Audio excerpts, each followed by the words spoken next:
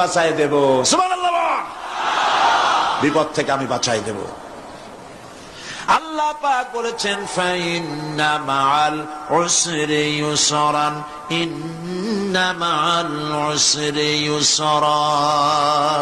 জেনে রাখো, দুঃখ এবং কষ্টের পরে রয়েছে সুযোগ সুবিধা, আর অসচ্ছলতার সাথে রয়েছে উদার সচ্ছলতা। যত বড় বিপদ আসছে, এই বিপদের পরেই আল্লাহ পাক তার গোলামদের উপরে রহমত নাজিল করবেন ইনশাআল্লাহ। সুতরাং ঈমানদার লোকেরা, তাদেরকে আল্লাহ পাক বলছেন কোনো ভয় নাই, কোনো চিন্তা নাই, যত বড় বিপদে পড়ো আমারে ডাকো, আমি ডাকের সাড়া দিয়ে দেব। সবাই আল্লাহরে ডাকেন, সুবহানাল্লাহ ওয়ালহামদুলিল্লাহ লা ইলাহা ইল্লাল্লাহ।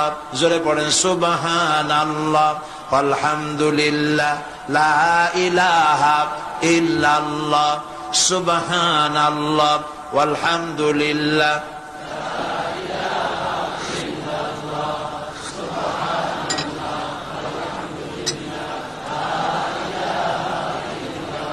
লা